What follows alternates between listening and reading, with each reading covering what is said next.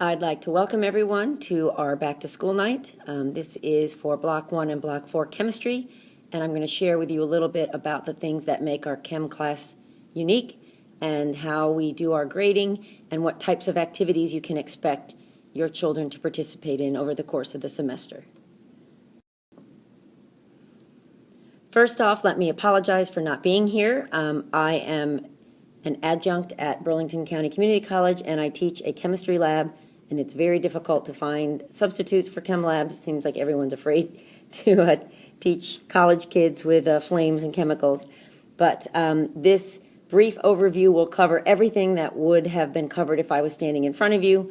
So again, I'm going to tell you a little bit about our new text. It includes digital text, how we grade, and what types of activities your students will be doing. So what's different or what's unique about chemistry at New Egypt High School? Well, I can share with you what's not different are the chemistry concepts. We follow the county chemistry curriculum, so our students are learning the same traditional chemistry concepts as every student throughout Ocean County. What is unique is the way in which we present those concepts. We chose to use a spiral curriculum, which is very different from how you and I probably learned, where we had a chapter on atoms and then had a test, chapter on the periodic table and had a test, chapter on chemical equations and had a test. How chemistry is presented to your kids is through project-based learning, where they're given a real-world scenario. They then learn the chemistry necessary to solve that problem. So they might learn a little bit about atoms, a little bit about the periodic table, a little bit about chemical equations. They then move on to solve another problem. And in that new problem, they may need to revisit atoms and learn even more. They may need to use the periodic table at a deeper level. So they continually revisit the concepts, which research shows is the best way for students to actually retain information. I've chosen projects or problems that are very environmentally related. This is very useful for students in terms of being scientifically literate citizens, and it also lends for a curriculum that is very accessible to students, one in which they understand why they're learning the concepts and it relates to their personal lives. So our first unit looks at clean water. We're actually going to go test the lake water down at Oakford Lake. Our second unit is about Earth's resources, and we're going to focus on recycling. We're then going to learn about energy and talk about alternative energies and our limited fossil fuels. And then we're going to close by looking at air quality and potentially discuss the issues surrounding global warming. Another thing that is different about our chemistry is that we're going to be implementing a new digital textbook, and we will also be using, however, our traditional hard copy book. So the hard copy book stays in the classroom. The digital textbook will be available in many different formats, so if your child has a Nook or any other kind of e-reader, or if they prefer a PDF file so they can print out the documents, that's really a very flexible format, and it is free. You can log on to CK12 yourself. There are different texts in different topics, so if your child needs math help or any kind of help, you might choose to look there for some supplemental information. So we will be using a combination approach this year to see how well students actually like the digital text. I know everyone is always interested in grading, and in the syllabus that hopefully you have a copy of, my grading policy is listed there. I grade on total points. There's at least 3 exams per marking period, and each exam is worth 50 points. If a student fails to achieve a grade of 70 or better on an exam, they're allowed to retake it, and I'll average the scores, but they need to come after school or during flex time to redo the problems that they got wrong, and then they take a similar exam, not an identical exam, and I average the scores. Projects, there will be at least one big project for each of our 4 units, and there'll be many labs and smaller projects done. And these tend to be worth less than 50 points, and generally the more time or more complicated an activity or problem set is, the more points it will be worth.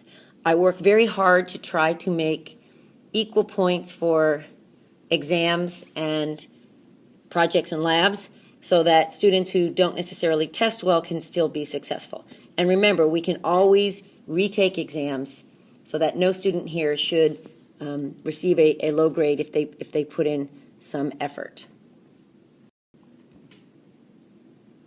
Another unique thing about our class is that we have one-to-one iPads. They have to stay in the classroom, but every day our students have access to an iPad that is shared with, at most, 2 other students. They have one iPad that they use. Many of you, I hope, have signed the iPad use contract that went home. And this will give us a lot of freedom to not only use information on the internet, but to create projects and share them through Edmodo. This is a very Facebook similar site specifically designed for academics. It is a closed system, so no one else can search it. I give people a class code to log on. And if you would like to, there is a parent read-only access. You can email me and I will send you the login code. So then you'll be able to see all of the class assignments and quizzes and projects that are posted. You just won't be able to post anything yourself. This will be the base for all of our work. So if you're looking for work, if your student is out sick, check Edmodo. Anything that we do in class will be posted there. This also is where I post my lectures. My class is flipped, meaning I will never lecture in front of your students. Now, I will review problems and we'll do practice problems and we'll review concepts, but they will be introduced to material through these videos that some are me, some are ones I've kind of stolen or borrowed from others. And they'll take notes, interact with the material at home, and then what normally would have been done for homework will be done in class so that I can actually sit with them and help them solve the problems.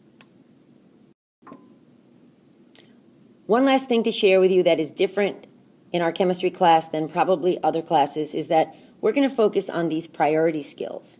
In the syllabus is a list of these priority skills, and I'm in the process of sitting down with each and every student, discussing their goals after New Egypt High School, and having them identify some of the skills that they believe that they're currently good at and other skills that they think that they may need to work on. We're going to revisit this list of skills several times throughout the semester, and after each big assignment or big exam, we'll have the students revisit their learning and determine the things that they did successfully and things that they did in terms of studying or preparation that could be a little better. So I'm trying to help the students learn how they learn and develop a sense of tenacity and a work ethic that will help them be successful, not just in chemistry, but in anything that they choose to try in life. So in closing, I'd like to thank you for your time and again apologize for not being here. If you have any questions, don't hesitate to email me. That's my preferred way to communicate. Following this slide will be some pictures of your students hard at work and some video examples of some of the projects that we did last year. So again, I thank you for your time. It's very significant that you are involved in your students' academic lives, and I hope to get to know you over the course of this next semester. Thank you.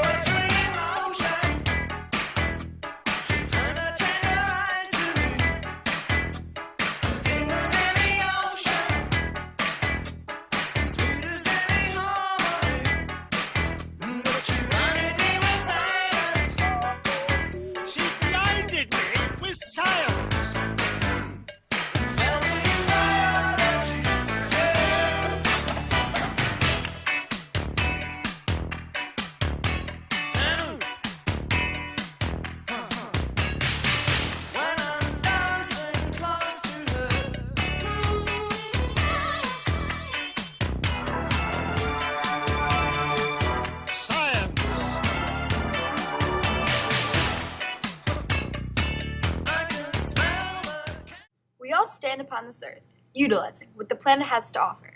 Day after day, our lives continue to unravel. But have you ever stopped to wonder how we are all connected?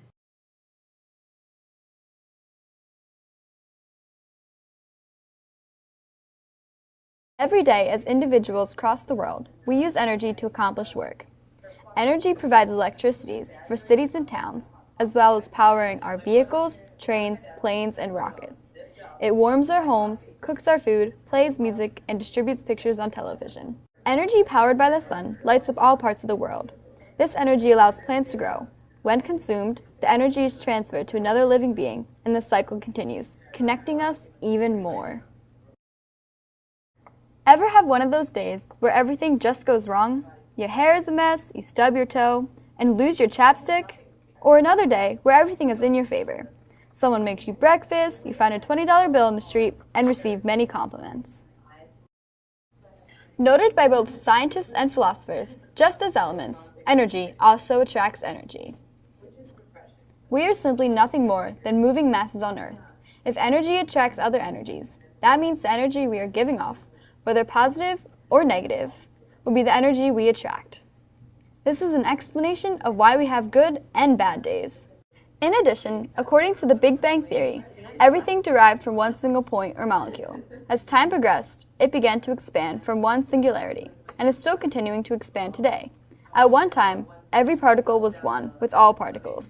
The same atoms we are made up with right now were once one with everything else in the universe. We all come from the same origin. We are connected.